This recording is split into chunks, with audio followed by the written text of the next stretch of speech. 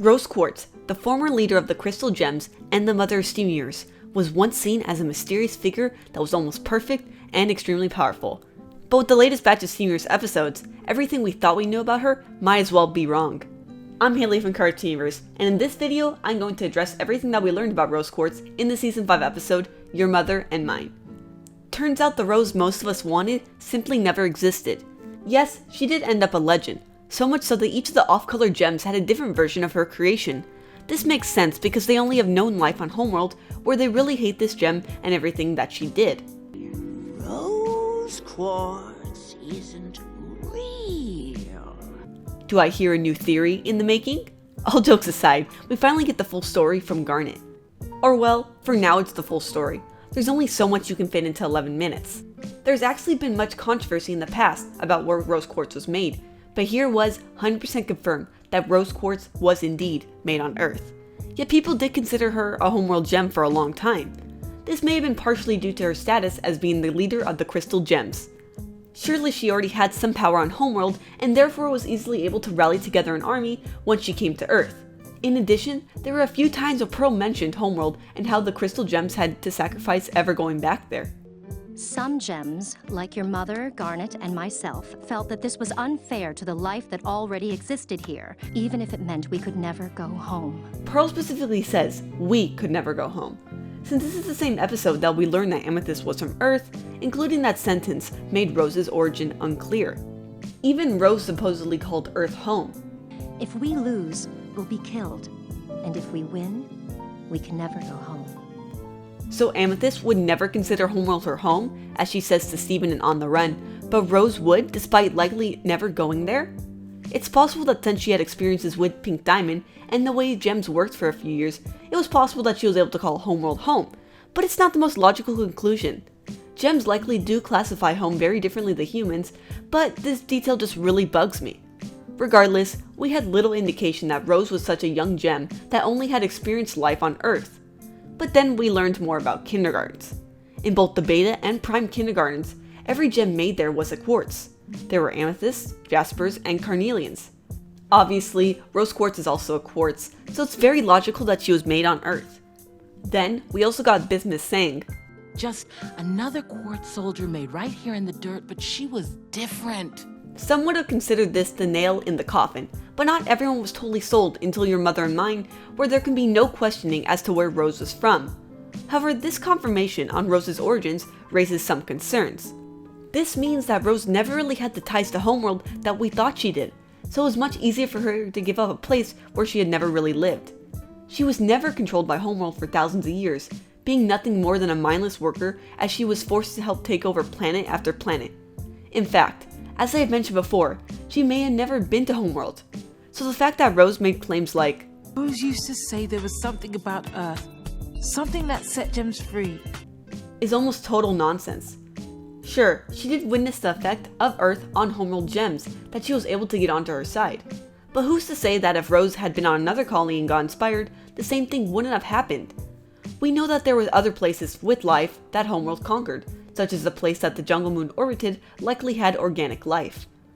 Earth was likely only special because Rose was created at the right place and the right time, with this being Pink Diamond's first colony. This was not the rebellion of some gem on Pink Diamond's core that had been inspired because of the uniqueness of Earth compared to all the other colonies that the other diamonds had conquered. So what else about Rose is now completely out the window? How about her relationship with the diamonds themselves? Just being a quartz soldier, it may have been very difficult to even get an audience with Pink Diamond.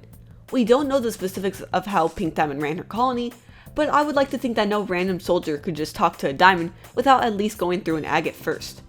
Only after Rose Quartz began to make a scene did Pink Diamond summon her. Not to mention the fact that Rose had likely never met another diamond. Perhaps she met them at the zoo, but as far as we can tell from Your Mother and Mine, she never actually went there. Speaking of the zoo, many fans were convinced that this was the location that Rose Quartz was specifically created for, as her healing powers and ability to be passionate about humankind would make perfect sense for a job like this, not for dragging rocks around as we were shown in the flashback. It was probably more ideal she was already on Earth and didn't have to travel there from the zoo, but I feel that the story would have been stronger if she had fell in love with humanity through working with the Zoomen. Even just seeing a small portion of what organic life was like was able to convince her to try and save the planet. And then when she finally did go to Earth, her mind would have been blown even further. But that was not the story we got. Once again, she was as normal as a gem could have been. It did not even appear that Rose Quartzes were even that rare of a gem. Garnet makes no claims of Rose having any sort of special status, even though we can tell that Rose's powers were extremely useful. It's interesting to see that Rose Quartzes alone had the power to interact with organic life. And this does make sense because she was made on Earth in organic soil. But then shouldn't Amethyst and Jasper have some of these abilities as well? Just a thought, of course, but I'm definitely curious about this. That brings us to Pearl. The Pearl who belonged to no one. This was a huge revelation. If what Garnet says is true, then Pearl's also not the gem we thought she was at all. I'll probably talk about this more in depth in a following video, but this does explain why her color scheme incorporates the colors of all the diamonds, and not just one like blue or yellow pearl. I'm very curious as to how Rose and Pearl even met in the first place.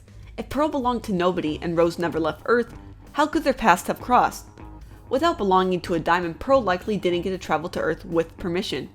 At the moment, I'm inclined to think that she snuck aboard a ship to Earth and later met Rose once she landed. Maybe she even built a spaceship herself. With homeworld technology, anything was possible. Or she did have a job, but was not tied to a specific owner and met Rose through her job. She was a fancy Pearl after all. Back to the main topic of this video, I don't think we are done learning about Rose Quartz's past just yet. Every time we learn more about her, the more she strays from what we thought she originally was. That's not totally the fandom's fault, since this view of Rose Quartz was often reinforced by what the show told us about her. But with each flashback, more of this gem's true identity is revealed. Finally, I do want to talk about the significance of Garnet being the one to tell us the story. Can we trust Garnet with everything that was stated? I don't think that we can. One important detail Garnet mentioned was that Rose shattered Pink Diamond with her famous sword. Yet, as Business said, Destroying the body, but never the gem. this was even stated in the recap video. Mom's sword can't shatter a gem. Perhaps after a lot of the fighting, Pink Diamond actually started to listen. She learned from the Quartz soldier that there was a lot to love about the Earth, and that the life on this planet made it special and it should be saved from diamond rule. This was Pink Diamond's first colony after all, and she could have been easily influenced. She realized it was a mistake to call on Yellow and Blue Diamond for help, and made it seem like Rose shattered her so the fighting could stop. She likely didn't predict the corruption song, however. Yet it is important to note that the only flashback footage we saw that was not stylized was the diamonds attacking Earth with the corruption song. So any part of what Garnet told us could be wrong. It's likely that this is just what Rose told Garnet, but someone is lying big time. The conspiracy grows stronger. As the saying goes, every rose has its thorn. But before I end this video, I need to know your thoughts on these newest episodes.